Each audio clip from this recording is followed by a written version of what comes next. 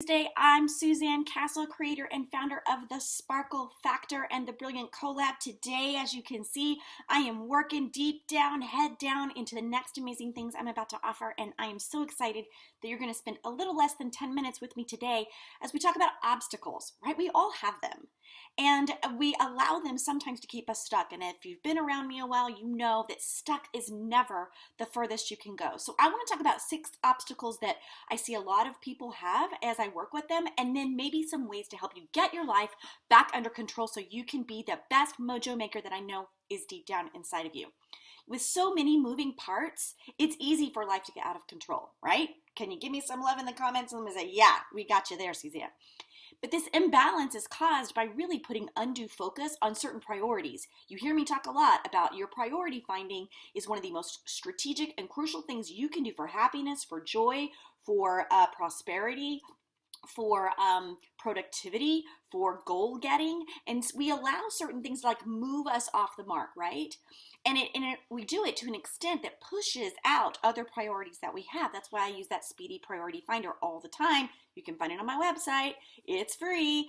But a life that's under control is also a well-balanced life. So I want us to not look at control as this rigid, terrible, horrible thing, but a way to get us back centered and balanced to be amazing.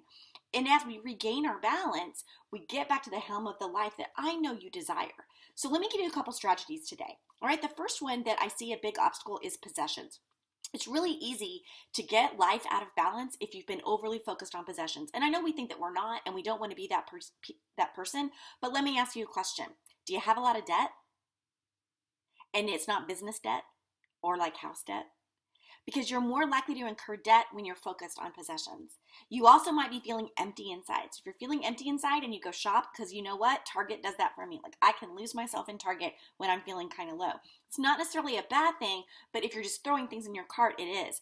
That rush, that people talk about when they own a Ferrari, it eventually wears off. So avoid chasing possessions as a source of happiness. But by the same token, if you don't have the possessions that you require, and that's an important distinction that you require, life also then is unbalanced. So you need reliable transportation. You need suitable clothing. A phone today is absolutely crucial. These are a few possessions that are worth having and making sure that they're part of the priority. So avoid letting possessions control your life, but also ensure that you have what you need. Another obstacle I see is with appearance and health. Now, I know this is going to get a little bit sticky, so just stick with me for a minute, okay? Focusing on your health is a worthwhile use of your attention. But too many people are overly concerned with their appearance.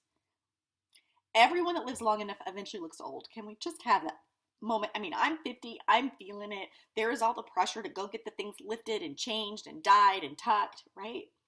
But what are you going to do then? Everyone looks old at some point. It's okay. And old can mean wisdom, right? It doesn't have to mean that you're tired and worn out and thrown away by society. You still have the option of feeling good about yourself even if you don't think that you are as attractive as some stereotypical magazine says that you should be. Everyone has their own unique beauty, and when you unlock that, you show that to the world. So when you pay attention to your health and you accept your appearance, this will put that aspect of your life back in balance because you are more concerned with holistically being healthy from the inside out. In finances, people are really get like stuck here, and it's a huge obstacle because many people tie self-image to income, right? We all know that person that has to have the latest, greatest gadget or the biggest car or a bunch of houses or whatever it is that fills them up because they think that's what they need. And this is definitely not healthy, nor is it well balanced. Money and happiness do not correlate above an income of $75,000. Science proves it over and over and over. So we need to work towards avoiding basing our self-esteem on how much money we make. Now, I know some occupations make more than others. Okay. It's also true though that having too little money will throw your life out of balance. Like we're not dummies here.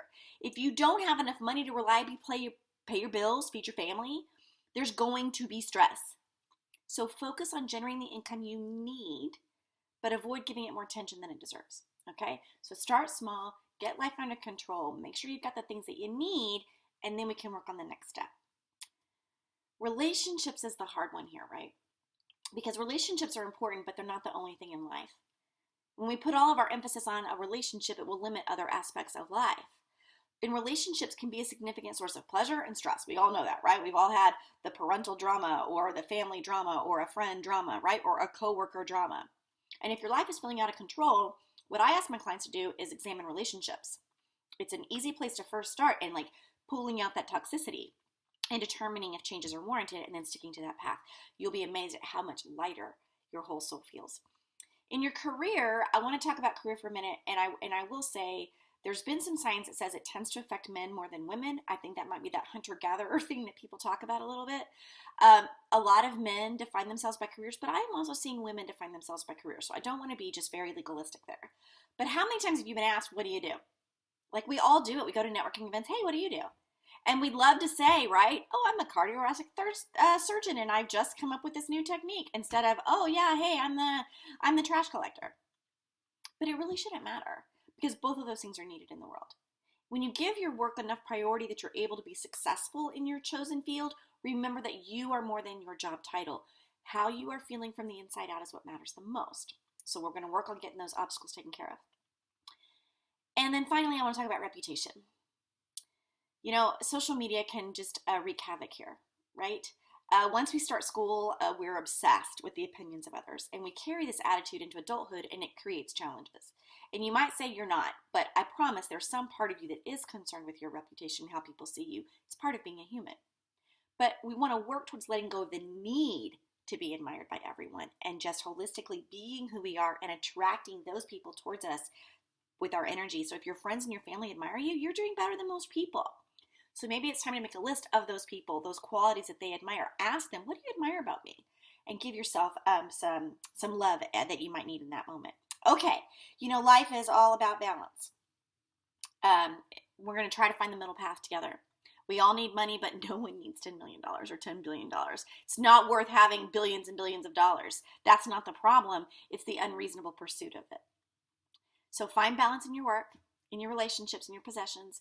Get your life back under control by seeking balance, and I promise some of those obstacles will magically disappear. I'm Suzanne. I hope that you'll visit that speedy priority finder I talked about on my website, suzannecastle.com/free. There are several resources there you can just download immediately, put your email in, and zoom, it comes right over to you. I'm happy to help serve you and train you and be alongside this journey with you. Have a sparkling day.